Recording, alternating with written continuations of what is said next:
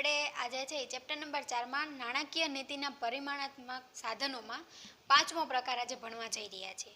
કાયદા માન્ય પ્રવાહિતાનું પ્રમાણ છે કેટલું નક્કી કરવામાં આવે છે એના વિશે ભણીએ. આગળના લેક્ચરમાં આપણે છે બેંક રેટ, પછી છે repo rate, reverse repo rate, પછી રોકડ અનામતનું પ્રમાણ અને કપરા સમયમાં છે કઈ રીતના બેંક છે એ સ્થિરતા લાવી શકે છે એના વિશે આપણે અભ્યાસ કરી ગયા.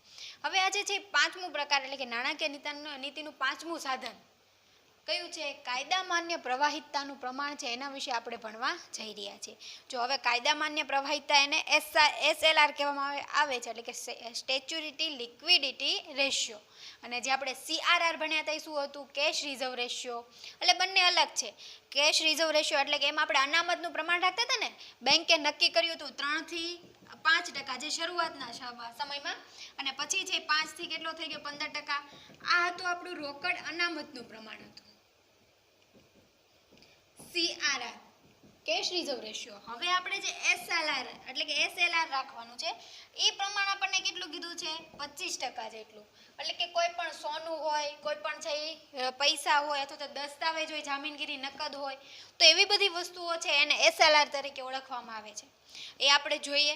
જો બેન્કિંગ રેગ્યુલેશન એક્ટ મુજબ દરેક વેપારી બેંકે CRR થી જુદા તેથી ઉપરાંત તેની પોતાની કુલ થાપણોના 25% જેટલું મૂલ્ય નકદ, સોનું, સરકારી જામીનગીરીઓ વગેરે સ્વરૂપે રાખવું જરૂરી છે અને કાયદા માન્ય પ્રવાહિતાનું પ્રમાણ કહે છે. જો હવે બેન્કિંગ રેગ્યુલેશન એક્ટ મુજબ છે કંપનીએ રોકડ અનામતનું પ્રમાણ તો રાખવાનું જ છે, એના ઉપરાંત કાંઈ પણ જામીનગીરી હોય, સોનું હોય અથવા તો છે દસ્તાવેજ હોય, નકદ રૂપિયા હોય, એ બધી જે વસ્તુઓ એને છે એ 25% જેટલી રકમ રાખવાની. હવે એકલા પૈસા એ છે રોકડ અનામતમાં રાખે તો એ નક્કી નથી કે ક્યારે છે પૈસા વપરાય પણ જાય, ધિરાણ પણ અપાઈ જાય, પણ એના બદલામાં સોનું, દસ્તાવેજ, જામીનગીરીઓ પડી હોય તો એ વસ્તુ છે એ RBIના નિયમ મુજબ છે એને 25% જેટલી આવી વસ્તુઓ રાખવી જરૂરી છે, જેને શું કહેવામાં આવે છે?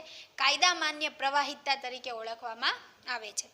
SLR ઊંચું હોય તો બેંકોની થાપણોનું વધુ પ્રમાણ સરકારી જામીનગીરીઓમાં રોકાય છે. જો હવે કે જે કોઈ પણ બેંકનું છે SLR ઊંચું હોય તો શું થશે કે સરકારી જામીનગીરીઓ વધારે ખરીદશે ને તો એના થાપણોનું પ્રમાણ ક્યાં રોકાશે? સરકારી જામીનગીરીમાં. એટલે કે સરકારી વસ્તુઓ ખરીદશે, સરકારી જામીનગીરીઓનો ખરીદારી કરશે. એટલે કે વેપારી બેંકો છે અથવા તો કોઈ પણ પ્રાઇવેટ બેંક છે, સરકારી શેર ખરીદે છે, બોન્ડ ખરીદશે, ડિબેન્ચર ખરીદશે, તો આવી બધી વસ્તુઓ છે એ ખરીદી અને પોતાને જે 25%નું પ્રમાણ છે એ રાખે છે, જે રાજ્યના ખર્ચને પૂરો પાડવામાં વપરાય છે. વળી કેટલુંક પ્રમાણ નકદ અને સોનામાં રહે છે.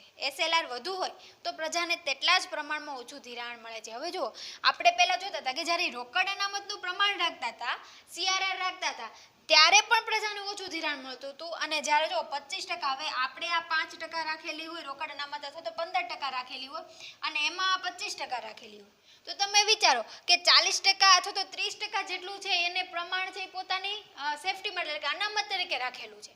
તો હવે બાકી 30% એટલે 70% જેટલું જે શું કરી શકે છે? ધિરાણ કરી શકે છે. 70% ધિરાણ આપવામાં આવે છે ગ્રાહકોને. તો વેપારી બેંકો છે એ 70% જેટલું ધિરાણ ગ્રાહકોને આપશે. એટલે એના કારણે શું થશે કે SLR જેમ વધુ થશે તેમ ધિરાણ ગ્રાહકોને ઓછું થશે. સમજાણું? જો આ રીતનું કે SLR જેમ વધુ થાય તેમ ધિરાણ ગ્રાહકોને ઓછું થાય. હવે એની બદલામાં આ SLR વધી જશે 80%, 90%, તો ગ્રાહકોને શું થાય છે? ધિરાણ પણ વધુ પ્રમાણમાં મળી રહે છે. તો સમજાણું, કાયદા માન્ય પ્રવાહિતાનું પ્રમાણ છે આવી રીતના નક્કી કરવામાં આવે છે. હવે આપણે છઠ્ઠું કાર્ય જોવાનું છે, ખુલ્લા બજારના કાર્યો.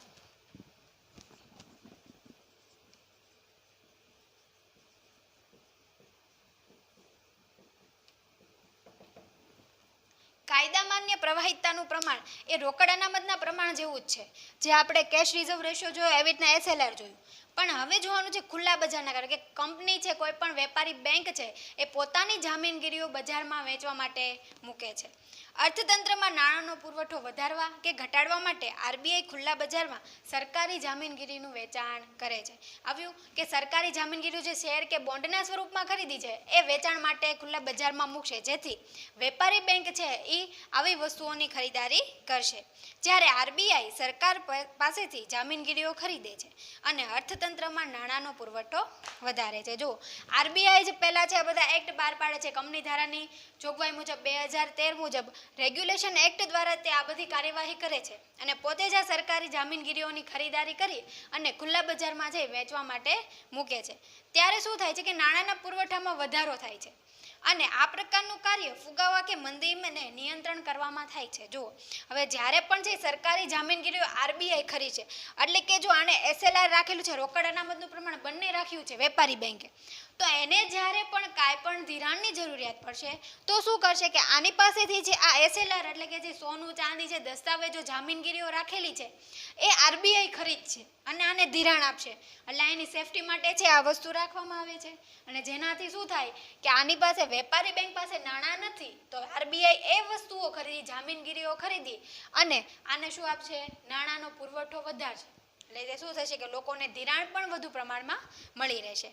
આ પ્રકારનું કાર્ય ફુગાવા કે મંદીને નિયંત્રણ માટે પણ જરૂરી છે. જો ભાવ વધારો હોય ત્યારે પણ છે એ શું કરે આરબીઆઈ આને આગળથી વસ્તુઓ ખરીદે. ભાવ વધારો એટલે તમે જુઓ કે આ વસ્તુમાં ભાવ વધી જશે જેના કારણે આરબીઆઈ આને વધારે કિંમત આપશે, આ લોકોને ધિરાણ પણ આપી શકશે. મંદીના સમયમાં આની પાસે જે નાણાંનો પુરવઠો ઓછો હશે ત્યારે પણ આરબીઆઈ છે આને મદદ કરશે જો એની પાસે શું હશે સીઆરઆર અને એસએલઆર બંને વસ્તુ હશે તો જ છે એ આરબીઆઈ એને છે એ ધિરાણ આપી શકે છે. ભારતમાં 1991 પહેલા આ સાધનોનો ખાસ ઉપયોગ થતો નહોતો. જો 1991 પહેલા છે આ સાધનોનો ઉપયોગ નહોતો થતો, પછી નવી નાણાકીય નીતિ આવી અને પછી છે આ બધા સાધનોનો છે એ ખાસ ઉપયોગ થવા માંડ્યો. કેમ કે અમુક બેંકો છે એ ફડચામાં જતી હતી, જે બેંકો બંધ થવાના આરે જતી, જેથી આરબીઆઈ એને મદદ નહોતી કરી શકતી.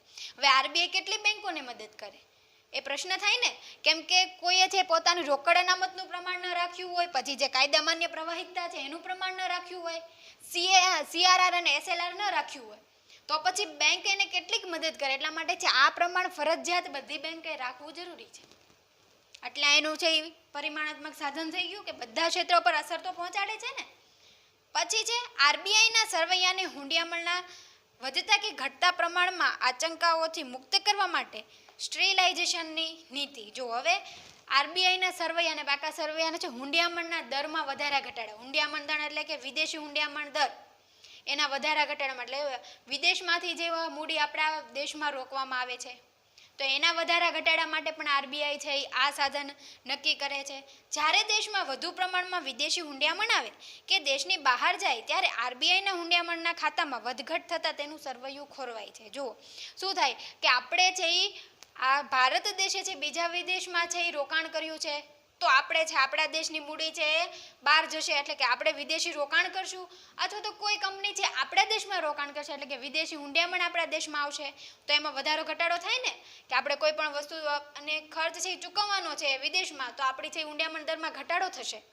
અને જ્યારે પણ છે એ હુંડિયામણ દરમાં વધારો ક્યારે થાય કે જ્યારે આપણા દેશમાં કોઈ કંપની છે એ વિદેશી કંપની રોકાણ કરશે તો આપણે છે એની હુંડિયામણ દરમાં પણ વધારો થવો જોવા મળે છે. અને આવી પરિસ્થિતિને નિયંત્રણ લાવવા માટે આરબીઆઈ હુંડિયામણની પુરાંત અથવા તો ખોટ જેટલા પ્રમાણની સરકારી જામીનગીરીઓ ખુલ્લા બજારમાં ખરીદી કે વેચી અને પોતાની સરવૈયાની સમતુલા જાળવે છે, જેથી સમગ્ર નાણાં વ્યવસ્થાની સમતુલા જળવાઈ રહે છે. જો આવા હુંડિયામણ દરમાં વધઘટ થાય ને એનાથી શું કરે કે ખોટ ન થાય, તો ખોટ જેટલા પ્રમાણની સરકારી જામીનગીરી હોય ખુલ્લા બજારમાં ખરીદી કે વેચાણ માટે મૂકી દે. એટલે કે આપણે જોઈએ કે આ વિદેશી હુંડિયામણ ખરીદી છે તો વિદેશી હુંડિયામણમાં આપણને શું થયું છે કે ખોટ અથવા તો નુકસાન થયું છે. તો નુકસાન થશે એટલે શું કરશે કે જામીનગીરીઓ છે એ બધી ખુલ્લા બજારમાં વેચવા માટે મૂકશે, વિદેશ લોકો માટે તેને દેશના લોકો માટે તે, જેથી આ બધી છે જામીનગીરીઓ વેચાઈ જશે. અને આ નીતિને શું કહેવાય છે સ્ટેરિલાઇઝેશનની પદ્ધતિ તરીકે ઓળખવામાં આવે છે. હવે પછીના આપણે ભણવાના છે બીજું છે પરિમાણાત્મક સાધનો. ટોટલ 6 સાધનો આપણે ભણ્યા છે. હવે પછીના છે ગુણાત્મક સાધનો, પરિમાણાત્મક સાધનો છે એ આપણે ભણી ગયા. ગુણાત્મક સાધનો વિશે ભણવાનું છે, ખાસ યાદ રાખવાના છે. ફરીથી એકવાર કહું છું, પહેલું સાધન કયું હતું પરિમાણાત્મક સાધન બેંક રેટ હતું, બીજું હતું રેપો રેટ અને રિવર્સ રેપો રેટ, ત્રીજું કપરા સમયમાં સ્થિરતા લાવવાની જોગવાઈ, ચોથું હતું આ રોકડ અનામતના ફેરફાર પ્રમાણમાં ફેરફાર, પાંચમું કાયદા માન્ય પ્રવાહિતતાના પ્રમાણમાં ફેરફાર, છઠ્ઠું ખુલ્લા બજારના કાર્યો અને સાતમું જોયું સ્ટેરિલાઇઝેશનની નીતિ. હવે જોવાના છે ગુણાત્મક સાધનો. હવે જો પરિમાણાત્મક સાધનો એવા હતા કે બધા ક્ષેત્રો પર અસર કરતા હતા. ઉદ્યોગ ક્ષેત્ર, પ્રાથમિક ક્ષેત્ર અને સેવા ક્ષેત્ર, એમાં ટોટલી બધા આવી જાય. હવે આ ગુણાત્મક સાધનોથી અમુક ક્ષેત્રોને જ અસર કરે, બધા ક્ષેત્રોને અસર કરતા નથી. જો સામાન્ય સાધનોથી જુદા અને તે ઉપરાંત આરબીઆઈ કેટલાક ચોક્કસ ક્ષેત્રોનો વિકાસ અથવા તો અલગ અલગ ક્ષેત્રોને નિર્ધારિત અસર પહોંચાડવા માટે ગુણાત્મક સાધનોનો ઉપયોગ કરે છે. જો કીધું આપણને કે સામાન્ય અમુક એક ચોક્કસ વિસ્તાર નક્કી કરે કે મારે છે ખેતી ક્ષેત્ર છે, તો ખેતી ક્ષેત્ર એ પોતે છે એના વિસ્તાર વધારવા માટે એક સાધન એમાં ઉપયોગ કરવા માટે મૂકશે ગુણાત્મક સાધન તરીકે, કે આ ક્ષેત્ર છે તો એ ક્ષેત્રનો એટલો વિકાસ થવો જોઈએ કે છે દેશમાં પ્રથમ ક્રમે આવે. પછી ઉદ્યોગ ક્ષેત્ર એક પોતે ધ્યેય નક્કી કરે કે આ ક્ષેત્રને મારે આગળ વધારવું છે. ગુણાત્મક સાધનો એટલે જરૂરી ક્ષેત્રો માટે જ તર્કપૂર્વક વપરાતા સાધનો છે. આ સાધનો બધા ક્ષેત્રો પર એક સરખી અસર પહોંચાડતા નથી. જો જ્યારે પરિમાણાત્મક સાધનો છે બધા ક્ષેત્રો પર એક સરખી અસર પહોંચાડે, અને જ્યારે ગુણાત્મક સાધનો શું છે કે કોઈ પણ એક સાધન છે નિશ્ચિત કરી અને એ ક્ષેત્રને તે વિકાસ કરવામાં છે એ મહત્વનો ભાગ ભજવે છે. હવે પહેલું સાધન છે સલામતીની જરૂરિયાત. તો ગુણાત્મક સાધનોનું આપણું પહેલું સાધન છે સલામતીની જરૂરિયાત.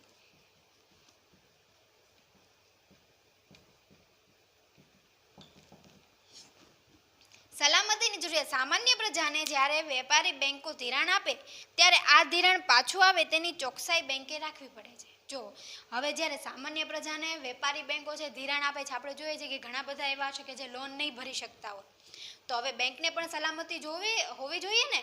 હવે આપણે બેંક પાસેથી લોન લીધી છે, આપણે પછી લોન ભરપાઈ કરી શકવાના નથી, એની પાસે કંઈ સબૂત નથી, એટલે કે સાબિતી નથી કે આણે મારી પાસે લોન લીધી છે. એટલા માટે તમે જુઓ છો કે અત્યારે આપણે કોઈ પણ ધિરાણ લેવા માટે કેટલા બધા પ્રૂફ માગે છે, આપણી પાસે કાંઈક વસ્તુ ત્યાં ગીરવી રખાવે છે, દસ્તાવેજ હોય, જામીનગીરી કાંઈ પણ હોય, શેર હોય, ડિબેન્ચર હોય, બોન્ડ હોય, કાંઈ પણ વસ્તુ છે આપણી પાસે છે એ ગીરવી રખાવે છે. તમે જોજો ક્યારે પણ હોમ લોન લેવા જતા હોય તો તમે નવું ઘર ખરીદ્યું હોય, તમારે હોમ લોન લેવી હોય તો એનો દસ્તાવેજ છે તમારે છે ત્યાં જમા રખાવાનો હોય છે. તો બેંકને પણ પોતાની છે સલામતીની જરૂરિયાત ઊભી થાય છે.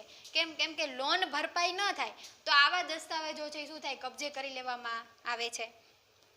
આથી બેંકો ધિરાણ લેનાર વ્યક્તિ પાસે તેમની કોઈ પણ મિલકત જેવી કે ઘરેણાં, થાપણો, કાર, ઘર, જમીન વગેરેની સલામતી કે બાંહેધરી પેટે લખાવે છે. અને જો કોઈ ગ્રાહક બેંકની શરતો મુજબ ધિરાણની રકમ પાછી ન ચૂકવે તો બેંકો આવું સલામતી પેટે રાખેલું સાધન જપ્ત કરી લે છે. આવ્યું?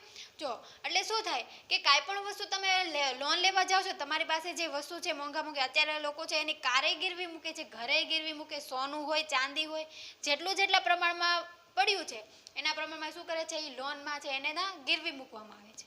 તમારે અત્યંત નાણાંની જરૂરિયાત પડી, તમારી પાસે કાર છે તો તમે કાર ગીરવી મૂકો અને તમે એની પાસેથી ધિરાણ લઈ લો, તો જેનાથી બેંકને પણ પોતાની સલામતી રહેશે ને. તમે જે કોઈ બેંકના કર્મચારી કે મેનેજર હોય તો હવે તમારે ગ્રાહકોને લોન આપવી છે તો કંઈક વસ્તુ તમારી પાસે દસ્તાવેજ તરીકે હોવું જોઈએ ને, કે આ વસ્તુ છે મારી પાસે એની પડી છે એટલે મને પૈસા દેવા તો આવશે જ તે. તો આ સલામતી છે એનું ગુણાત્મક સાધનો છે. અને પછી જો એ લોન ભરી ન શકે, હાઉસ લોન હોય એનો દસ્તાવેજ એની બેંક પાસે જ રહેવાનો, તો બેંકે જપ્ત કરી દે, વેચી દે, એ પછી એને શું કરવું એ જોવે. પરંતુ દેશના દરેક વર્ગને બેંક ધિરાણ મળે તથા ખેતી જેવા ક્ષેત્રનો સરખો વિકાસ થાય તે માટે અલગ અલગ વર્ગ પાસે ઓછા વધતા પ્રમાણમાં સલામતી લખાવવાની પદ્ધતિ અપનાવવામાં આરબીઆઈ વેપારી બેંકોને આદેશ આપે છે. જો આરબીઆઈ શું કરે છે કે ખેતી ક્ષેત્રનો સૌથી વધારે વિકાસ થાય અને નબળા વર્ગના લોકો જે ગરીબ વર્ગ છે, ખેડૂત જોઈએ છે આપણે કે મોસ્ટ ઓફ તમે એવું કોઈથી સાંભળ્યું કે શરૂઆત ક્યાંથી થાય, કોઈ પણ વાર્તા હોય નાની વાર્તાની શરૂઆત એમ જ થાય ને કે એક ગરીબ ખેડૂત છે આપણી માટે છે કેટલી બધી મહેનત કરે છે, અનાજ પકવે છે, તો એ કોઈ પણ વાર્તા હોય સ્વાભાવિક છે કે ત્યાંથી જ ગરીબ ખેડૂત, કેમ કે ખેડૂતને છે એની પાસે જે મૂડી હોય એ બધું રોકાણ કેમાં કરે છે, પોતે ખેતર વાવવામાં, અને એમાંથી એને છે એ પોતાનું ઘર ચલાવે એટલું છે એ નાણું કમાઈ શકે છે. તો આવા ખેડૂત વર્ગની છે એ સલામતી માટે ખેડૂત વર્ગ છે એ આગળ આવે. આપણે જોઈએ છે કે આપણો દેશ કૃષિ પ્રધાન કહેવાય છે. શેના કારણે? કારણ કે ખેડૂત વર્ગ છે એ નહીં હોય તો શું થશે કે આપણને જે અત્યારે અનાજ મળે છે, અનાજ એ પૂરતા પ્રમાણમાં મળી શકે નહીં. એટલા માટે જે ધનિક વર્ગના લોકો છે એને ઊંચા દરે છે ધિરાણ આપે, અને જે ગરીબ વર્ગના લોકો ખેડૂત છે તો આપણે જોઈએ ખેડૂતને અત્યારે લોન લેવી હોય તો કેટલી બધી સહાયતા મળે છે, સબસિડી મળે છે, ઓજારો મળે છે, સાધનો મળે છે. ઉપરાંત અત્યારે હાલમાં પણ આવી પરિસ્થિતિ છે ને તો એમાં એ લોકોને પાક નુકસાન થયું. અત્યારે આપણે જોઈએ કે કમોસમી વરસાદ આવે તો અમુક જગ્યાએ કેટલા બધા પાક નુકસાન થાય તો એ નુકસાનનું વળતર પણ સરકાર આપે છે, જેનાથી ખેડૂત લોકોને જે એ લોકોએ જે રોકાણ કર્યું છે એનું જે થોડોક બેનિફિટ એ લોકોને મળી શકે. તો ગરીબ ખેડૂત પાસે નહીવત અને મોટા ધંધાના માલિક પાસે મોટા પ્રમાણમાં છે બાંયધરી લગાવવામાં આવે છે. જો ગરીબ ખેડૂત પાસે ઓછા દરે છે એ વ્યાજ એટલે લોન આપવામાં, જ્યારે કે ધંધાના માલિકો એ લોકોને વધુ, જો ઉદ્યોગ ક્ષેત્રને છે એને લોનની વધારે જરૂર હોય, તમે જોતા હોય કે કંપની છે નાની મોટી કંપની એનું ટર્નઓવર વધારે હોય એ પ્રમાણમાં એ લોકોને લોન આપવામાં આવે છે તો એનો વ્યાજનો દર પણ ઊંચો હોય, અને જ્યારે જે ખેડૂત હોય તો એને છે એ વ્યાજનો દર પણ નીચો હોય છે. હવે પછીનું છે માર્જિનની જરૂરિયાત. માર્જિન એટલે તફાવત. સલામતીની પેટે બતાવેલી મિલકતના અમુક ટકા રકમ મંગાવેલી અથવા તો માંગેલી લોનના અમુક ટકા જેટલી રકમનું ધિરાણ વ્યક્તિને મળી શકે છે. આવી ટકાવારીને ધિરાણનું માર્જિન કહે છે. આરબીઆઈ જુદા જુદા વર્ગો માટે જુદા જુદા માર્જિન રાખવાની ભલામણ કરે છે. જો માર્જિન એટલે તફાવત એક પ્રકારનો રાખે છે.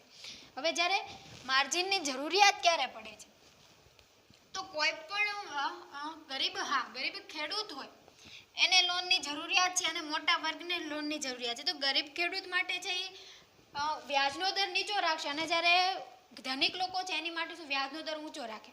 હવે માર્જિન છે એ કઈ રીતના જોવા મળે છે કે તફાવત કઈ રીતના જોવા મળે છે. હવે તમે માની લ્યો કે તમે છે 15 લાખ રૂપિયાની છે તમારે લોન લેવાની છે, તો 15 લાખ રૂપિયાની તમારે લોન લેવાની છે તો એમાંથી શું કરશે કે તમે આટલી જે વસ્તુ છે 15 લાખ રૂપિયા છે એની કંઈક સોના ચાંદી છે અથવા તો દસ્તાવેજ છે એટલે 15 લાખ રૂપિયાનો તમે શું કર્યો છે ત્યાં ગીરવી માટે મૂક્યો છે. આપણે જોયું આગળ કે સલામતી બેંકને જરૂરી છે એટલે આપણે પાસે છે એ 15 લાખ રૂપિયાનો આપણે દસ્તાવેજ ગીરવી મૂક્યો છે. તો આ આપણે છે સોના ચાંદી કાર કે ગમે એ વસ્તુ આપણે ગીરવી મૂકી છે તો આપણને લોન આપશે ને તો એ લોન આપણને કેટલાની આપશે? 12 લાખ રૂપિયાની આપણને લોન આપશે, ધિરાણ આપશે. કેમ? બીજા જો હવે ભવિષ્યમાં પણ એવું કંઈક થયું કે તમે આ પૈસા ભરી શક્યા નહીં તો બેંકને તો બેનિફિટ ફાયદો થયો ને. 3 લાખ રૂપિયા તો આપણે અહીંયા વચતા જ હતા, આપણો દસ્તાવેજ 15 લાખનો છે, તમને લોન મળી 12 લાખની, તો શું થયું કે આ બંનેમાં તફાવત માર્જિન જોવા મળ્યો. આવી બધી બેંક આપણે જોઈએ છે હાલમાં પણ આવી રીતના કરે છે કે જેટલી તમારી જામીનગીરીઓને આજે ગીરવી રાખી હોય એનાથી ઓછા રૂપિયાની તમને લોન મળે છે. તો આ તફાવત છે એ જોવા મળે છે જેને માર્જિન તરીકે ઓળખવામાં આવે છે. કે જે તફાવત મળ્યો છે કે આ બધું છે ધિરાણ તમને આપી શકતા નથી, ધિરાણ તમને આ બધું આપી દે તો તમે શું થાવ? આપણે શું કહીએ કે વાંધો નહીં અમને 15 લાખ રૂપિયા મળી ગયા છે, અમારું જે અમે વસ્તુ મૂકી એ અમારે 15 લાખની જ હતી તો મને કંઈ નુકસાન નથી થયું, બેંક નહીં નથી થયું. પણ નહીં, બેંક એમ નહીં કરે. આપણી જે ગીરવી મૂકેલી વસ્તુ છે એમાંથી આપણને 12 લાખ રૂપિયા જેટલું લોન આપશે, બીજીને એની પાસે રહેશે. એટલે કે આપણે ક્યારેક અચાનક જ કોઈ વસ્તુ છે કે લોન ભરપાઈ કરી શક્યા નહીં તો આ પછી જપ્ત કરી લેશે. અને આરબીઆઈ જુદા જુદા વર્ગો માટે જુદો જુદો માર્જિન રાખે છે. હવે જો ખેતી ક્ષેત્ર હોય તો એના માટે જુદો જુદો હોય માર્જિનનો તફાવત. આપણે 15 લાખ 30 લાખ રૂપિયા હોય, કોઈ ધનિક વર્ગના લોકોએ લીધી હોય તો એના માટે તફાવત અલગ હોય, ધંધાના માલિક માટે અલગ હોય, મોટા મોટા ઉદ્યોગ છે, કંપની છે એના માટે છે માર્જિન છે એ તફાવત અલગ અલગ જોવા મળે છે.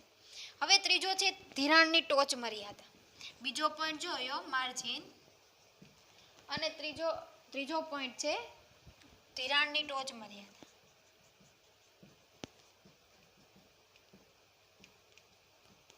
માર્જિનની જરૂરિયાત.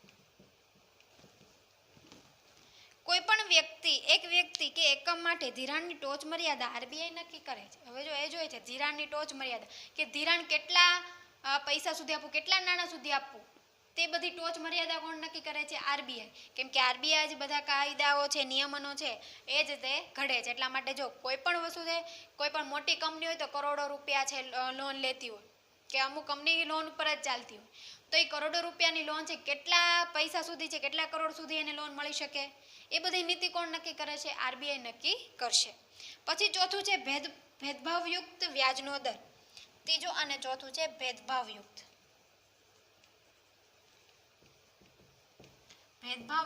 વ્યાજનો દર. અલગ અલગ પ્રકારના ધિરાણ માટે અલગ અલગ વ્યાજના દર રાખવાની પદ્ધતિ આરબીઆઈ સૂચવે છે. જો અલગ અલગ પ્રકારના ધિરાણ માટે એટલે ખેતી ક્ષેત્ર છે તેમાં વ્યાજનો દર અલગ હોય ને, ઓછો હોય. હોમ લોન હોય એમાં અલગ હોય. કોઈ પણ પછી આપણે છે શૈક્ષણિક લોન, એજ્યુકેશન લોન, એમાં પણ વ્યાજનો દર અલગ હોય. તો શું થયું કે આવી બધી લોનમાં છે ભેદભાવયુક્ત લાગે, પણ શું થાય કે જે ક્ષેત્રમાં જરૂરિયાત વધુ છે એ ક્ષેત્રમાંથી વ્યાજના દર છે ઓછા રાખવામાં આવે છે, જેને ભેદભાવયુક્ત વ્યાજના દરની નીતિ કહે છે. જો સામાન્ય રીતે આપણે શું કે અલગ અલગ પ્રકારના ધિરાણ માટે અલગ અલગ વ્યાજનો દર હોય છે, તે આરબીઆઈ છે એ નીતિ સૂચવે છે. તેને શું કહેવાય છે? ભેદભાવયુક્ત નીતિ તરીકે ઓળખવામાં આવે છે, અથવા તો વ્યાજના દરની નીતિ તરીકે ઓળખવામાં આવે છે. દાખલા તરીકે એક ગરીબ ખેડૂતને ખેતીની પ્રવૃત્તિ માટે ખૂબ નીચા દરે ધિરાણ આપવામાં આવે છે, તો પૈસાદાર વ્યક્તિઓને ઘર કે કાર ખરીદવા માટે ખૂબ ઊંચા દરે છે ધિરાણ આપવામાં આવે છે. જો હવે ગરીબ ખેડૂત છે તેને શું છે ખેતી માટે છે ઊંચા દરે એટલે કે નીચા દરે વ્યાજ આપવામાં આવે, એટલે કે ધિરાણ આપવામાં આવે. કેમ?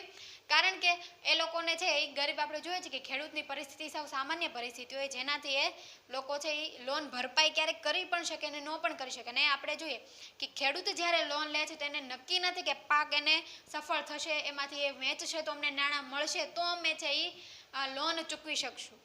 તો એ ખેડૂતને ઊંચા દરે ન આપે, નીચા દરે છે એ વ્યાજ લોન આપે. અને જ્યારે છે એ મોંઘા એટલે કે કેવા કે વ્યક્તિ, ધનિક વ્યક્તિઓ, તો ધનિક વ્યક્તિઓને શું કરશે કે ઊંચા દરે, એ લોકોને ઘર ખરીદવા હોય, મોજ શોખની વસ્તુઓ, ઘર ખરીદવા છે, કાર ખરીદવી છે, બીજે ક્યાંક ઇન્વેસ્ટમેન્ટ કરવું છે, એના માટે લોન લે છે. તો એવા બધાને છે વ્યાજનો દર શું રાખવામાં આવે? ઊંચો રાખવામાં આવે.